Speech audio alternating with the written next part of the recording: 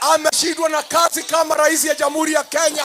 Sasa anatafuta kazi ya mzee wa mitaa ya kutatua shida kwa mafamilia. Oburu, tafuta SG wako. Mimi siwezi kuwa SG wa Oburu. Ukiwa na uoga, you will not be part of this journey. Ukiwa na uoga, you will not be part of this. Dan says, shame on you, Ramogi, for inviting a tribalist for an interview. How will you shake off this? Is speaking one's language, then Ramogi station should never have existed. Why do you call me? A proposer and a seconder for Senator Godfrey Osotsi to be the deputy party leader of ODM. Second, the second party leader of ODM. And ODM is 20 years old. It is one of the most resilient parties ever in the history of this country. And a lot of things has happened this week, and as always, we are here to give you the breakdown of what has happened. Stay tuned so that you won't miss a hint. You won't miss a hint of what happened and you do not know. Here we discuss raw politics and what is anticipated and its impact in the near future. Venture with us, Mikos and Mkuu Politics. And then we shall begin right from Monday to as late as yesterday, which was on Saturday. What has been happening? It has been a very busy week, a week where we have witnessed two SDC and NDC, People's NDC, led by Edwin Sifuna. In the other hand, tukaona affirmation of Oburu Odinga as the party leader, second party leader of the ODM party. Then things did not just went the way they expected, right from the police brutalities or rather the police harassment that they witnessed, the Sifuna camp, how things is going on regarding Gachagua's family. The late Ruto Gachagua's widow is now claiming that the will was not shared equally. And one man who tampered with the will is regarding Gachagua, and it forced him to come and clear the air. As we wind up, regarding Gachagua's head interview with Ramogi TV, we all know what it went and what was the intention of that. Now, let's start with the two, SDC and NDC. Na jaji mustaafu anaitwa Madzayo ndio anapeana the instruments of power to our new party leader Dr. Oburu, Senator Oburu Oginga. The instruments of power. Tunataka nini? Hatuwezi kukaa bila nini? Oburu, tafuta SG wako. Mimi siwezi kuwa SG wa Oburu. Hiyo nataka niseme hapa mbele ya Mwenyezi Mungu na mbele ya taifa zima. I will not be the SG of mediocrity after Baba Raila Amolo Odinga. You characters don't deserve me. I will say this without fear. Of ODM party is still ODM party a strong party as it used to be, having witnessed what it happened on Friday in this country. Yeah, now according to what we know, or rather what is happening right now, because now we have the NDC, which people, or rather the Sifuna and Babu Wino are calling it the loyal, or rather the people's NDC, and we also had the SDC during the same day, that was on Friday.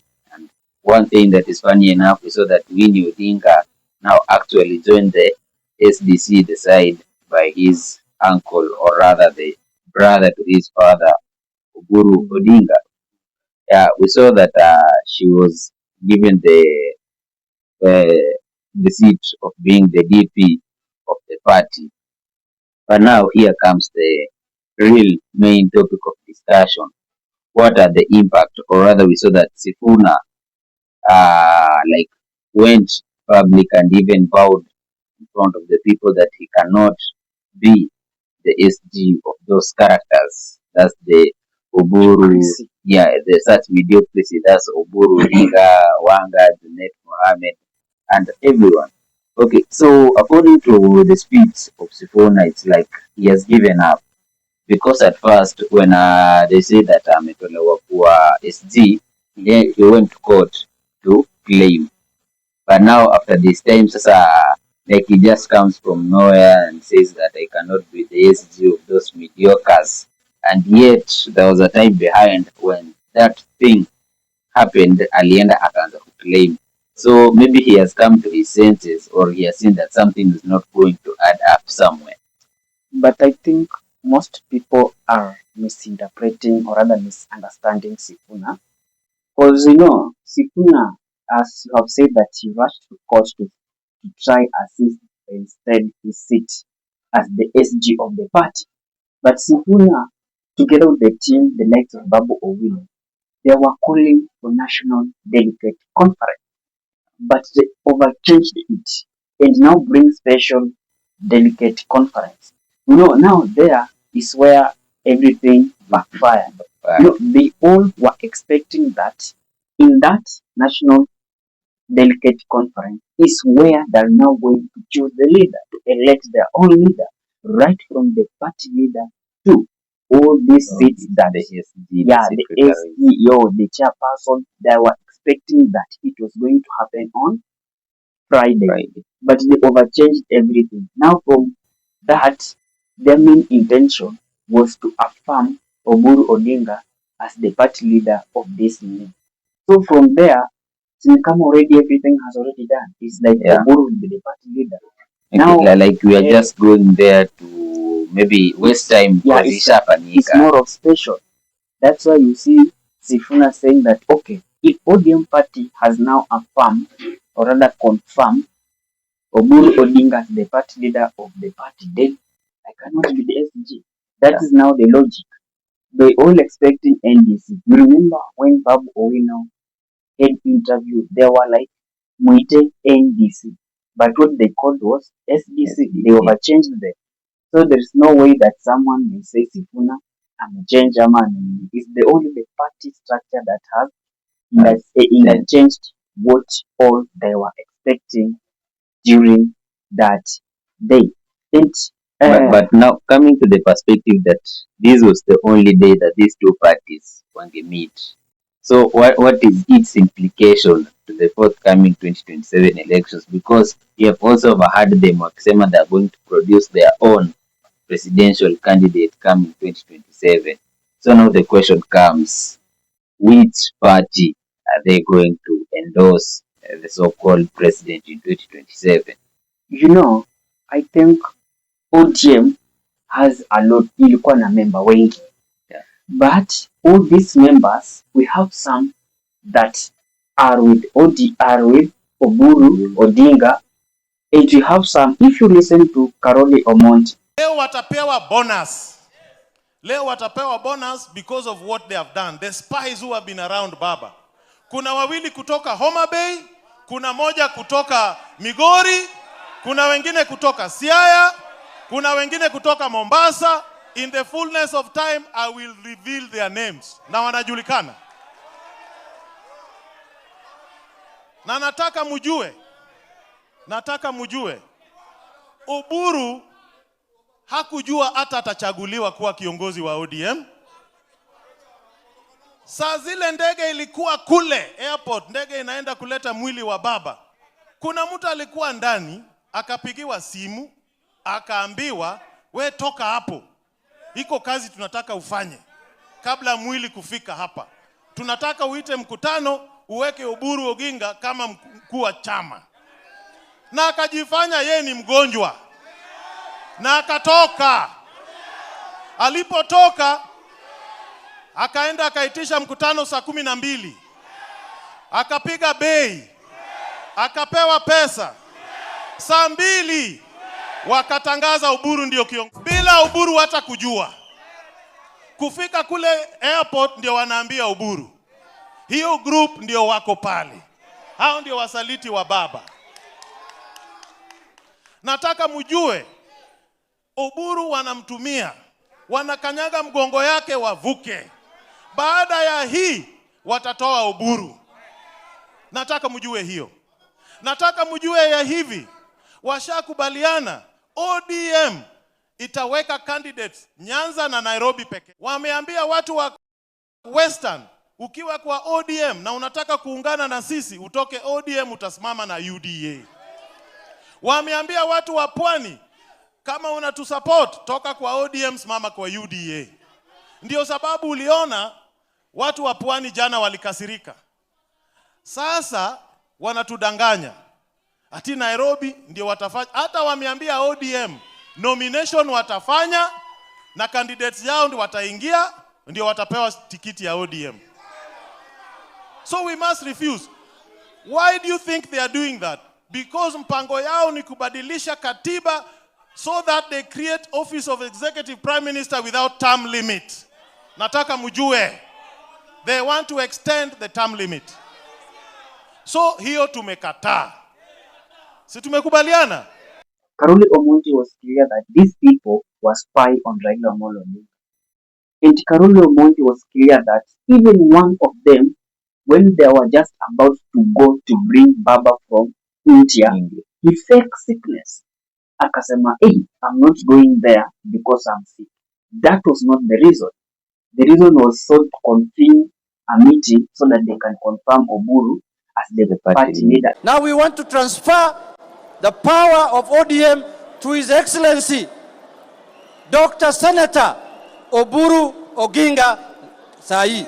Na hiyo kazi inafanywa na jaji mustaafu, the Senator of Kilifi, jaji mustaafu Madzayo, akisindikizwa na senior councils Otiende Molo na wengine. Na TJ Kajwang iko wapi? We, TJ kuja hapa juu. Sasa wapi instruments of power? Lete hapa mbele. Instruments of power. Tunataka nini? Tunataka nini? Hatuwezi kukaa bila nini? Now the second party leader of ODM. And ODM is 20 years old. It is one of the most resilient parties ever in the history of this country. And it is the largest and the biggest party in, south of Sahara and north of River Limpopo. That is true, and it is a party which is fit to take power on its own. Even Baba hakuwa mzikwa.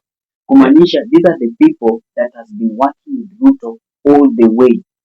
So it was more of a planned thing, not a coincidence. It's something that was planned even 10 years, not 10 years, 5 years ago. Because it was something that was foreseen that ingekuja kufanyika. So now, this, when you look how ODM is structured, the people that vote in the ballot to select or rather to choose the late Raila Amolo Odinga, most of them were from the coastal region and the Mulembe nation. Let me say the Vihigas, the Kakamegas, the Bungomas, let's just say Western. The Western region. And when you look at it critically, it seems that now Sifuna wants to block all those regions from Azimio. Yeah. And it is just ODM are now just playing in Sifuna's trap after they have chased away Ososi. Now, let us go to the last one. I want to get a proposer and a seconder for Senator Godfrey Osotsi to be the deputy party leader of ODM.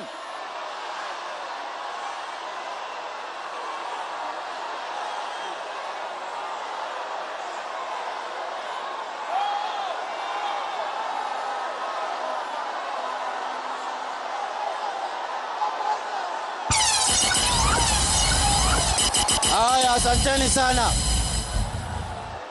Asanteni sana. Sasa Senator wa Vihiga hana proposer na seconder. As many of that opinion say aye. As many of that opinion say nay. Sasa kama huna proposer na seconder, inamaanisha wewe hawezi kupata hiyo kiti. Let us move to the next.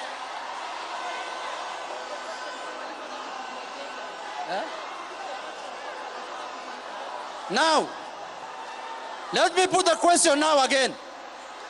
The senator of Vihiga, Godfrey Osotsi, was brought here by the National Governing Council to become a deputy party leader. But we cannot find here a proposer and a seconder. We are going to drop him as a deputy party leader. As many of that opinion say aye, as many of that the contrary opinion say nay, Senator Godfrey Osotsi has been dropped at the Special Delegates Convention as a deputy party leader of the Orange Democratic Party. You know, it is clear that now there is no anywhere in that party. Exactly.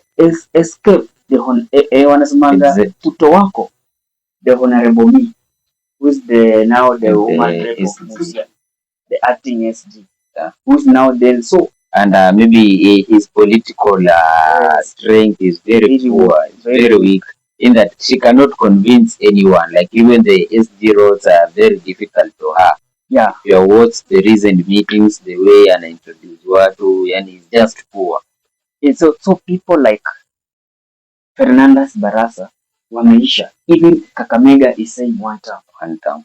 People like Oparanya, who used to bring Ruto, who used to bring Raila in Western region, Oparanya ameisha. People like Katwoli, the last I checked, he was heckled. Yeah, was it in Vihiga, not Vihiga, in his own Butere.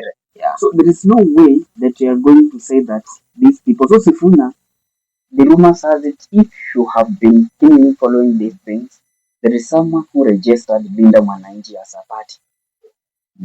And they wakakuja wakajitoa wakasema that fella is not even in our camp. It seems that it was true they registered as a party, but ilitoka mapema, walitaka itulie so that on 24th of June this year they will now avail it as a party. And inside Azimio la Umoja Coalition, so this Linda Mwananchi Party, I think it will be Linda Mwananchi ODM Linda Mwananchi Party, so that it will be another ODM, but the other ODM. So ODM is going to have two ODMs in one. If you have followed history, even that happened sometimes back when we have 40 Asili and 40 Kenya. Yeah. So now ODM is coming into that. The history is repeating itself. So we shall have ODM Linda Mwananchi, ODM Linda Grant. Now that is the political implication as we move on. Now, on the other hand, we've seen Rigathi Gachagua facing some backlash. Like, was it on Tuesday or Wednesday when he had an interview with these Ramogi presenters? What is his name? The one vying for Nyakach MP, Trevor Ombija. So the guy, we have seen a lot of things have risen up. Like we have the Rigathi Gachagua, the in-cameraman also, who tried to zoom in into Ombija's phone, and so that he was receiving instructions from somewhere else, so that to imply the questions to the to Rigathi Gachagua. Okay, like sincerely speaking, I don't get it why in each and every interview this guy attends, the first question is asked, you are tribal. Back. Ashley Dan says, shame on you, Ramogi, for inviting a tribalist for an interview. How will you shake off this tag of being a tribalist? Well, to start with, if tribalism is speaking one's language, then Ramogi station should never have existed. Why do you call me to a tribal show? We didn't call you. I'm saying, why does this show exist? You requested us to come here. No, but why does it exist? Why does Ramogi exist? You are being asked here that there's a tag for you being a tribalist. What makes me a tribalist? Shareholding conversation is one but, of them. But Guru is talking about shareholding. But let's not deflect the question to other people. It's you who started this conversation on shareholding. My friend. And people believe that you stand for the mountain more than any other reason. Shareholding is part of the agreement between Wetangula and Musalia Mudavadi, and is signed by William Ruto. Does that make him a tribalist? Shareholding is part of discussion on political negotiations, and is going on as we speak today. And there's nothing wrong with anybody saying, if we support you, this is our expectation. And that's what ODM is saying. And they are saying it so loudly. Why is that person sending you that message, not asking why Oburu and those who are asking for shareholding with Ruto are not tribalists? Because we're speaking to you now. So is that the same arithmetic that you not, have I am, as that your is a tag. position? That, let me tell you, that tag of tribalism has been pushed by William Ruto. But when I was supporting him, he never said I'm a tribalist. When my community was supporting him, he never said I'm tribal. My community and I are not tribal. Ask me why. In the last election, we had a candidate called Mwaura. We never gave him any vote. We gave 4 million votes to William Ruto and 1.3 million votes to Raila Odinga. I had the leeway to say I cannot support William Ruto because he comes from another community. Okay. Then how do you call me a tribalist after supporting a Kalenjin to a man? I supported him with my people. Okay. When did he realize we are tribalists? Then he was saying I'm a very good man, a very good mobilizer, a people-centered guy. I don't know what. He had very kind words about me. Okay. But the minute I and my people decided that he had betrayed us, he had shortchanged us, he had deceived us, he is not what he told us he is, he's not what we thought he was, and we changed our mind, then we became tribal. All right, stay. Like, so it's like, it's just a norm. Like, this is the only thing at the matter of it now. There's nothing else. And for a fact, you see this guy in his interview, it's not that I'm protecting him, but he's more of a, I think he's good in politics game because in facts. Like yeye atakuja kutusi hapa leo, then after amekutusi he'll bring in something else, like the stone projects, for example. There's a dam somewhere in Kisumu. So the guy was like, instead ya kwenda kunitusi, you know you are the president, you have a conduct as a president, you have that decency. You know these people, and walimuhit with this such a, I don't know which chapter of the constitution, it said that a state officer should not, or rather try to maybe abuse the president in his appearance or whatever.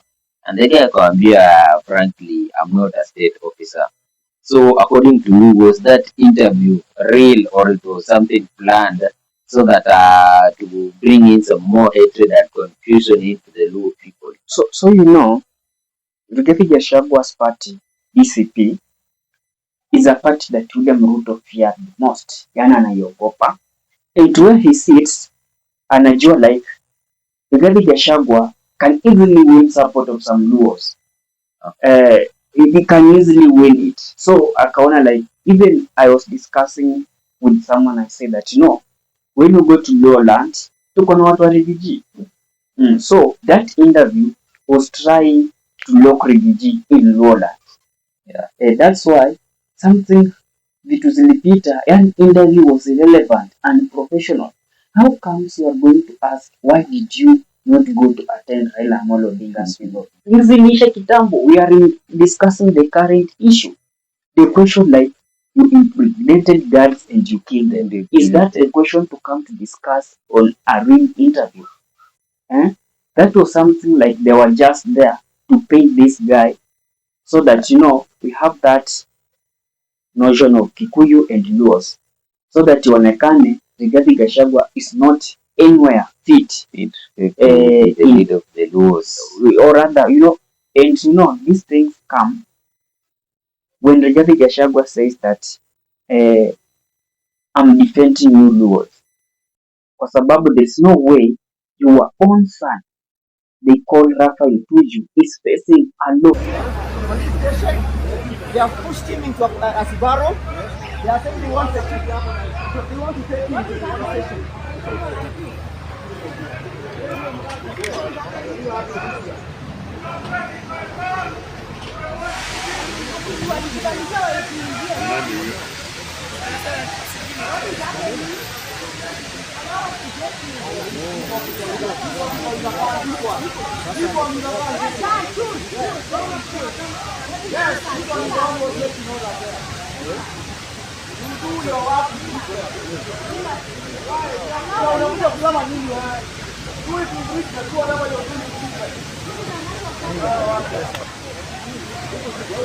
This is not your country, my friend.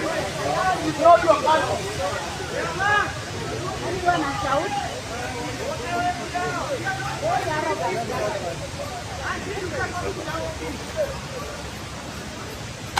are not going to leave this station unless you record him on an OB. He is in a police station. Record him in an OB first. He is in a police station. The police is abducting this Tuju. The police is abducting. Let all Kenyans know that the police is now abducting Honorable Tuju. They have brought him to Karen police station and they have refused to book him in an OB. They have forced him in a Subaru. They are actually breaking his back. No, record him in an OB somewhere. That is the procedure. Record him in an OB.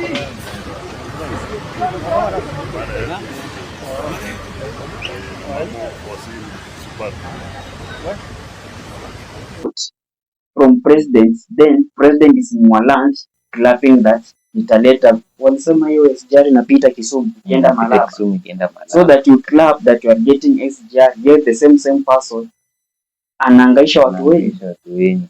Okay, so maybe those are some of the reasons, and yes, basically, or rather in conclusion, that interview was just planned by the state. It wasn't like the Ramogi TV to interview Rigathi Gachagua on the current issue that is happening in this country. Now, as we wind up, let's dig into this issue whereby we have seen that the death of Rigathi Gachagua's brother has brought up some many speculations. We have seen that they're claiming that he has even disowned the family of the deceased, like our side totally, and like maybe the will was not divided as it was supposed to be. So maybe after this point, do you think it's just a political strategy or it's something else? Yeah, even yesterday Rigathi Gachagua was in Kirinyaga, but Rigathi was clear that, in that will, the late Nderitu Gachagua or the late Nderitu Gachagua was clear that sell everything, uzeni kila kitu changu. Then the amount yenye mnapata, this is how you are going to distribute it. And in distribution, wakagawa kila mtu akaridhika. He's meddling in my family thinking he's fighting Rigathi Gachagua. I want to tell my relatives to be careful. That William Ruto misused me. He's misusing them. And they will be very embarrassed when these documents come out in court, into the public. Because they will be released. I've just talked to the family, our brother, my brother who is elder, the eldest one, he is very annoyed. And the other family, those are 4 beneficiaries. They are 21 beneficiaries. My brothers, my sisters, they have tried to reach them out to give them money to spoil my name. They have said they cannot. Blood is thicker than water. But a few family members have been conned by William Ruto. And I really sympathize with them because, one, I know they are having challenges, which is normal. I hear one of my niece has been promised a position in the board so that they can complain against, which is okay. If she can get something to eat, that's okay. I hear one of the ladies has been promised some business opportunities. I hear they were also given some little money, which is okay because I don't have money to give them. But I want to say the issue of the late Gachagua was concluded. The estate has been distributed. It's over. It's a closed matter. There's nothing remaining. Everything has been sold. Everybody has been given money. All of them have received. Nobody has ever complained. It is now 9 years since he died. Why has this matter all of a sudden come out? And it is William Ruto who is talking about it. He is not a member of our family. And that is not his work. His work is to look after Kenya. If there is a problem within any family in Kenya, families have a way they sort out their disputes. And there is none in my family. He is the one who is meddling in our family. He is the one who is trying to bribe people in my family to cause discord in my family. If you remember my sister, my brother, all prominent families have been fighting in court for years. The Gachagua family has never fought in court. His will was the best. He made sure he took care of everybody. My late mother, she was alive, he left her 5%. Rigathi Gachagua, he left me 5%. His 2 wives, 5%. His other women he had, he left their children their property. His brothers, his sisters, there is nobody who has ever complained.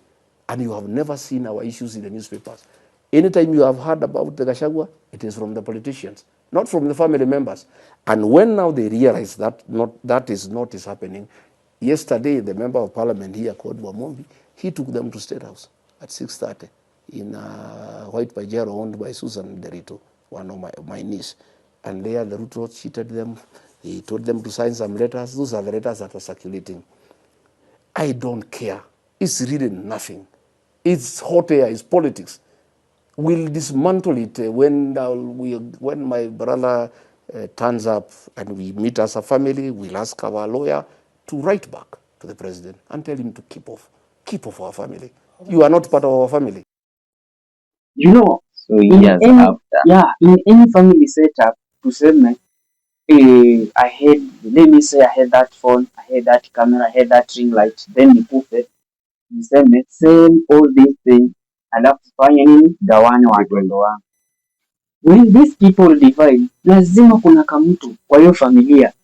Miaka zitapita, umaskini rudi. You know money, when somebody gives you money, hata kama ni billions, you know how to use it. Either Nderitu, with his wisdom, he thought that these people will open up businesses, these people will venture to do things that at least haitafanyaje, haita nini.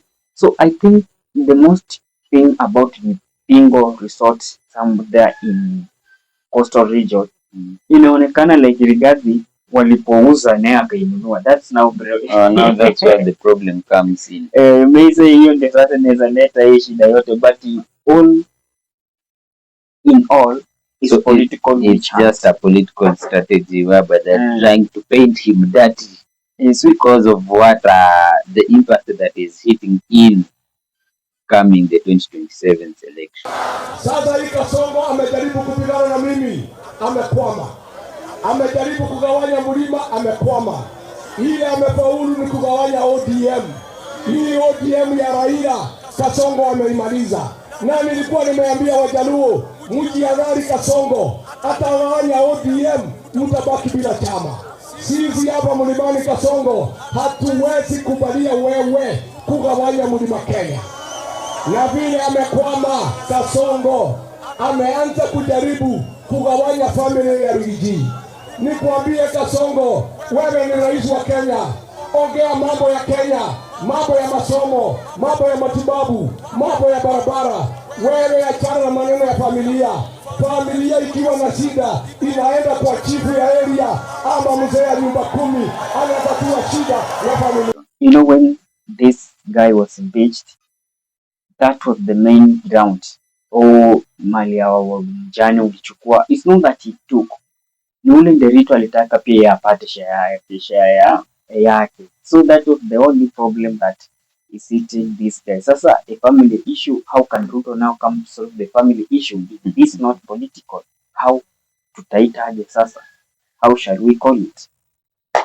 So as you've heard, it's more of a political strategy. Now, for more contents like this one, for instance, the weekly recap from Monday to Saturday, or rather Sunday morning, we'll be always giving you the recap of what to miss during the week.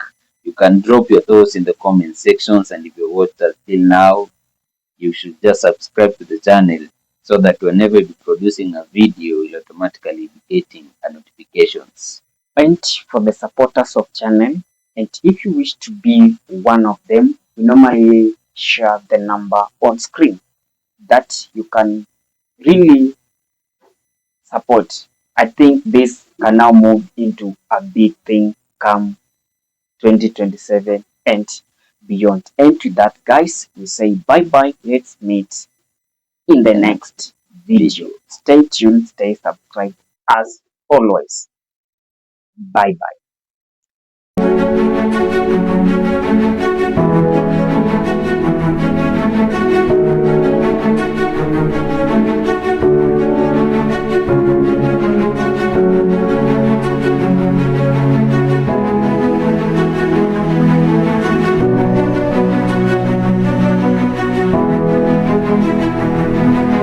And with that, guys, thank you for choosing Kenya Political Brief as our primary news platform, more so on politics.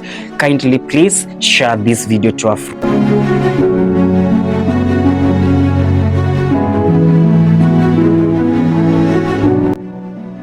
If politics is your passion, this is the place you really wish to be. Kindly subscribe. Bye bye.